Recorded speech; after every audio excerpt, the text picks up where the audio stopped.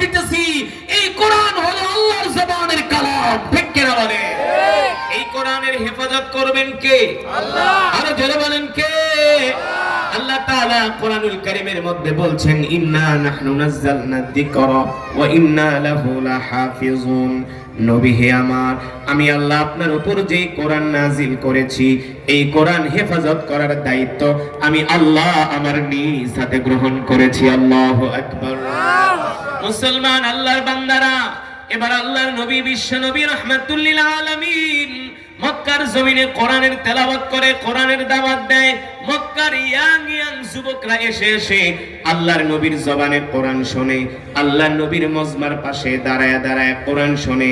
আবু জেহেলরা যখন দেখলো মক্কার যুবকরা দলে দলে মুহাম্মদের কোরআন শুনতে যায়, মুহাম্মদ এত সুন্দর কণ্ঠ দিয়া কোরআন পড়ে, মুহাম্মদের কোরআন শুনে মক্কার যুবকেরা তারা দিন দিন কালেমা পড়ে মুসলমান হয়ে যাচ্ছে। আল্লাহু আকবার। মক্কার কাফেররা, কাফের যুবক তারা কালেমা পড়ে মুসলমান হয়ে যাচ্ছে। কিন্তু বাংলাদেশের মুসলমান যুবক এমনও আছে যারা কোরআনের মজমায় আসে না, মসজিদে আসে না, দাওয়াত ও তাবলীগের জন্য ডাকলে তাদেরকে খুঁজে পাওয়া যায় না। আছে কি আছে না? আছে। এমন মুসলমান নাই? নামাজে ডাকলে বলে আমার সময় নেই, আমি খুব ব্যস্ত। দাওয়াত ও তাবলীগের জন্য ডাকলে বলে আমি ব্যস্ত। দ্বীনের কোনো কাজের জন্য ডাকলে বলে আমি ব্যস্ত। শুধু তারা দুনিয়া নিয়ে পড়ে থাকে। অথচ মক্কার কাফের, তারা ছিল কাফের, তারা ছিল মূর্তি পূজক। তারপরও আল্লাহর নবীর জবানে কোরআন শোনার জন্য তারা আল্লাহর নবীর বাড়ির চতুর্পাশে ভিড় জমাতো। সুবহানাল্লাহ বলে। আল্লাহর নবী বিশ্ব নবী রাহমাতুল লিল আলামিন সন্ধ্যার পরে, মাগরিবের পরে যখন কোরআনের বয়ান করতেন, মক্কার বড় বড় লিডারেরা আল্লাহর নবীর জবানে কোরআন শোনার জন্য আল্লাহর নবীর বাড়ির চতুর্পাশে ভিড় জমাতো। যখন আল্লাহর নবী গভীর রজনী পর্যন্ত সাহাবীদেরকে কোরআনের বয়ান শোনাতেন, তারা সেখানে অপেক্ষা করত। আবার যখন কোরআনের মজমা শেষ হয়ে যেত, তারা বাড়িতে চলে যেত। গোপনে গোপনে এসে এসে দূর থেকে তারা কোরআনের বয়ান শুনতো।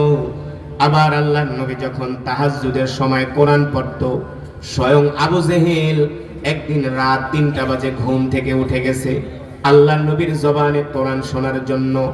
আবু জেহেল ৩টা কম্বল পেঁচিয়ে ঘর থেকে বের হয়ে যাচ্ছে আল্লাহর নবীর জবানে কোরআন শোনার জন্য। আবু জেহেলের স্ত্রীর নাম ছিল উম্মে জামিল। উম্মে জামিল ডাক দিয়া বলে, ও আবু জেহেল, এই রাত গভীরে তুমি কোথায় যাচ্ছ? প্রচন্ড শীতের মধ্যে ৩টা কম্বল পেঁচিয়ে তুমি ঘর থেকে বের হয়ে কোথায় যাচ্ছ? আবু জেহেল তার স্ত্রীকে বলে, উম্মে জামিল, তুমি আমাকে ডিস্টার্ব করো না, তুমি ঘুমাও, আমি একটা ভালো কাজে যাচ্ছি। আবু জেহেলের স্ত্রী উম্মে জামিল বলে, আবু জেহেল, এই রাত ৩টা বাজে কোনো মানুষ ঘর থেকে সহজে বের হতে চায় না। একে তো প্রচন্ড শীত আর ঠান্ডা, 2টা কম্বল পেঁচায়া তুমি ঘর থেকে বের হচ্ছ, কারণ কি? এই আল্লাহর ঘরের এক কোণে দাঁড়ায়া চোরের মতো আবু জেহেল কম্বল পেঁচায়া দাঁড়ায় দাঁড়ায় আল্লাহর নবীর কোরআন শোনে। রাত 3টা বাজে, শীতের ভিতরে। আবু জেহেলের স্ত্রী উম্মে জামিল, সে ছিল নেত্রী টাইপের মহিলা। কি টাইপের? আমাদের দেশে একদল আছে না নেত্রী টাইপের মহিলা, আগে আগে তারা স্লোগান দেয়, পুরুষের চেয়েও বেশি পাওয়ার দেখায়, আছে না? তো উম্মে জামিল ছিল এই টাইপের মহিলা। আবু জেহেল পর্যন্ত ওরে ভয় পেত। আবু জেহেল তার স্ত্রীরা ভয় পেত। উম্মে জামিল খুব ডেয়ারিং মহিলা ছিল। বলে, আবু জেহেল, তুমি কোথায় যাইবা বলতে হবে, নালে তোমাকে ঘর থেকে বের হতে দিব না। আবু জেহেল বলে, বেটি, জ্বালা যন্ত্রণা করিস না, সময় শেষ হয়ে যাইতেছে। কারণ আল্লাহর নবী তো তাহাজ্জুদের মধ্যে মাত্র 1.5-2 ঘন্টা কোরআন পড়বে, তারপর তো কোরআন পড়া বন্ধ, ফজরে আজান দিয়ে দিব, তো সময় তো শেষ হয়ে যাইতেছে। উম্মে জামিল বলে, তোমাকে আমি যেতে দিব না, আগে বলো তুমি কোথায় যাবে। আবু জেহেল বলে, উম্মে জামিল, আমাকে যেতে দাও, আমাকে ডিস্টার্ব করো না। উম্মে জামিল বলে, আবু জেহেল, তোমার চরিত্র কিন্তু অত ভালো না। এই রাত্রবেলা তুমি ঘর থেকে বের হইতেছো, নিশ্চয় তোমার অন্য কোনো উদ্দেশ্য আছে।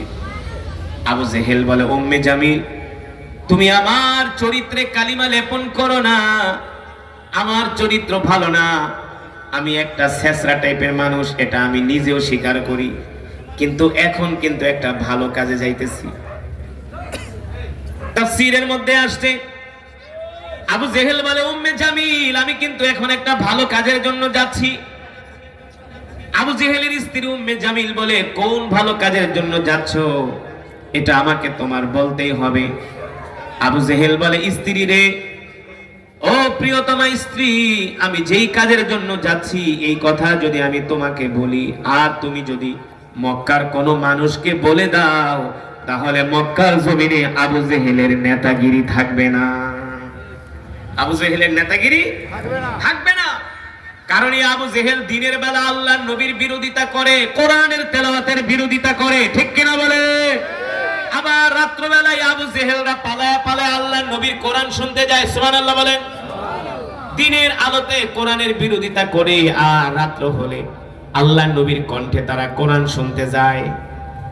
আবু জেহেল বলে স্ত্রী উম্মে জামিল তোমার কাছে আমি যদি বইলা দিই, এমনিই তো মহিলাদের কোনো কথা তাদের পেটের মধ্যে থাকে না, মহিলাদের কথা সহজে তারা কথা হজম করতে পারে না, বইলা দেয়, আবেগে বইলা দেয়। দুই চারজন বান্ধবী একসাথে বসলে একেবারে সব দুই যুগের যত কথা আছে এক ঘন্টার ভিতর সব বইলা ফেলায়, ঠিক কিনা বলে? এটা হলো মা বোনদের একটা স্বভাবজাত অভ্যাস, তারা আবেগী হয়ে থাকে বেশি, তাদের মন নরম। পুরুষের মতো মহিলাদের মন এত শক্ত না, তারা অল্পতেই তারা কষ্ট পায়, আবার একটু আদর করলেই তারা খুশি হয়ে যায়। মহিলা হলো এই টাইপের, তারা কথা হজম করতে পারে না।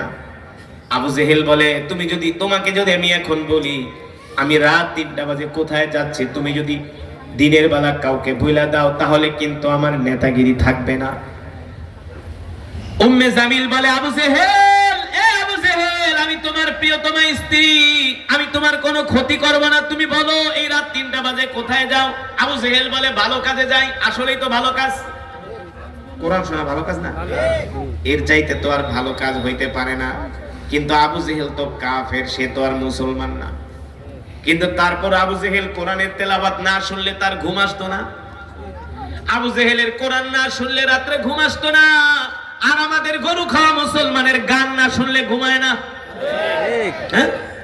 আবু লাহাবরা আল্লাহর নবীর কণ্ঠে কোরআন না শুনলে তারা ঘুমাইতে পারতো না। কোরআনের তেলাওয়াত ছিল তাদের জন্য ঘুমের মেডিসিন। আর আমাদের মুসলমান যুবকদের মেডিসিন হলো হিন্দি গান। ভারতের থেকে মাঝে মাঝে হিন্দি গান আসে, সেগুলা শুনলে পাগল হয়ে যায়। আর বাংলাদেশে একজন মহিলা ছিল, ফাইটটা যায়, সিরা যায়, লয়া যায়, খায়া যায়। ছিল না একটা মহিলা, নাম কি? ওই মমতাজ। সংসদে দাঁড়ায় বলছিল সে নাকি বুখারী, তিরমিজি, আবু দাউদ, মেশকাত সব পড়ছে। আবু দাউদ, মেশকাত সব পড়ছে। আমি মমতাজের এলাকা মানিকগঞ্জে যায় বলছিলাম, মমতাজ বুখারী, তিরমিজি, আবু দাউদ, মেশকাত তো দূরের কথা, তুমি যদি সূরা ফাতিহা সহিহ করে পড়তে পারো তাহলে আমরা তোমার দলে যোগ দিব। আর যদি সূরা ফাতিহা সহিহ করে পড়তে না পারো তাহলে জুতার মালা গলায় দিয়া পুরা ঢাকার শহর ঘোরানো হবে। এই কথা শোনার পরে মানিকগঞ্জের ওর এলাকার কিছু মানুষ আমাকে অ্যাটাক করতে আসছিল, বলে হুজুর এত বড় সাহস আমাদের এলাকায় এসে আমাদের নেত্রীর বিরুদ্ধে কথা বলেন। আমি বলি বেটা তোদের নেত্রী না, যারা কোরআনের বিরুদ্ধে, ইসলামের বিরুদ্ধে কথা বলে হক্কানি আলেমরা আল্লাহ ছাড়া কাউকে ভয় পায় না, ঠিক কিনা বলে? কিন্তু সেই মমতাজ নাই। আজকে কিন্তু বাংলাদেশে আলেমরা ঠিকই আছে, ঠিক কিনা বলে? আগে একটা ওয়াজ মাহফিল করতে গেলে ওসি আর ডিসির পায়ে 1 কেজি সরষের তেল মারতে হইতো। একটা ওয়াজ মাহফিলের অনুমতি আনার জন্য ওসি আর ডিসির কাছে যায় ধর্ণা ধরতে হতো। মাহফিলে আইসা মাহফিলের মাইকেল লাইন কেটে দিত, মঞ্চ ভাঙা দিত, স্টেজ ভাঙা দিত, ঠিক কিনা বলে? আর মঞ্চে ওঠার আগে একটা স্লিপ ধরায় কইতো হুজুর আমাদের বিরুদ্ধে কিছু বললেন না। আমরা বলতাম যেটা আল্লাহর কোরআন বলছে সেই কথা আমরা বলবো, আল্লাহ ছাড়া আমরা কারো সামনে মাথা নত করি না, ঠিক কিনা বলে? আমার নবী আবু জেহেলদের সামনে মাথা নত করে নাই। আমরা সেই বিশ্ব নবীর শিষ্য, কথা বলে আমরা সেই বিশ্ব নবীর উম্মত, আমরা আল্লাহ ছাড়া কাউকে ভয় পাই না, ঠিক কি না মুসলমান? আমাদের কাছে পৃথিবীর সবচেয়ে দামি কিতাব আল্লাহর কোরআন আছে। আমাদের কোনো ভয় আছে? আমাদের সাথে আমাদের আল্লাহ আছে, ঠিক কি না বলেন? যিনি বিশাল এই সাম্রাজ্যের মালিক, আমাদের রব আছে আমাদের সাথে।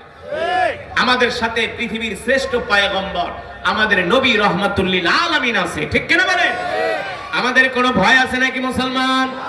আমাদের বিরোধিতা করি আল্লাহি রব্বাল কাবা, ওই রবের কাবার কসম খায়া বলি মুহাম্মদের কোরআন তেলাওয়াত না শুনলে আমি আবু জেহেল ঘুমাইতে পারি না। কারণ কাবা এমন একটা ঘর, এটা মুসলমানদের কাছে যেমন দামি, আবু জেহেলদের কাছেও ছিল দামি, জানেন না? আমরা তো বাইতুল্লাহ তওয়াফ করি পবিত্র হইয়া ইহরামের কাপড় বেঁধে, আর কাফেররা কিন্তু বাইতুল্লাহর ভিতরে ঢুইকা উলঙ্গ হইয়া তারা তওয়াফ করত আর বলতো আল্লাহ যা করছি করছি মাফ করে দিও, তোমার ঘরকে ভালোবাসি।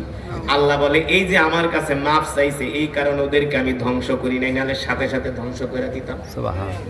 ওরাও কিন্তু কাফেররা কাবা শরীফকে ভালোবাসতো, তারা জানে এই কাবা কার ঘর? জোরে বলেন কার ঘর? আল্লাহর ঘর। এবার ওই আবু জেহেল বলে উম্মে জামিল শোনো, আমি ওই রবের কাবার কসম খায়া বলি আমি মুহাম্মদের বিরোধিতা করি ঠিক আছে, কিন্তু মুহাম্মদের কোরআন তেলাওয়াত না শুনলে আমার ঘুম আসে না। মুহাম্মদের কণ্ঠ এমন জাদুকরী কণ্ঠ, যে কণ্ঠের আওয়াজ শুনলে আমার কলিজা ঠান্ডা হয়ে যায়। এবার উম্মে জামিল বলে আবু জেহেল, আমিও আমার দুর্বলতা তোমার কাছে প্রকাশ করি, কারণ তুমি তো আমার স্বামী। শোনো আবু জেহেল, তুমিও যেমন মুহাম্মদের কোরআন তেলাওয়াত না শুনলে ঘুমাইতে পারো না, আমিও উম্মে জামিল মুহাম্মদের কণ্ঠে কোরআন তেলাওয়াত না শুনলে আমিও শান্তি পাই না। আল্লাহু আকবার, জোরে বলেন আল্লাহু আকবার। এবার উম্মে জামিল বলে আবু জেহেল তুমি একা যাইবা কা? সাথে আমারেও নিয়ে যাও। সাথে আমারেও নিয়ে যাও। আবু জেহেল বলে না, মহিলা মানুষ একটু লেজি টাইপের, তোমারে নিলে আবার বড় ঝামেলা ঠামেলা হইতে পারে। উম্মে জামিল বলে না না না, কোনো ঝামেলা হবে না, তুমি আমাকেও নিয়ে যাও। আবু জেহেল বলে শোনো, ডিস্টার্ব করো না, আমাকে একা যাইতে দাও।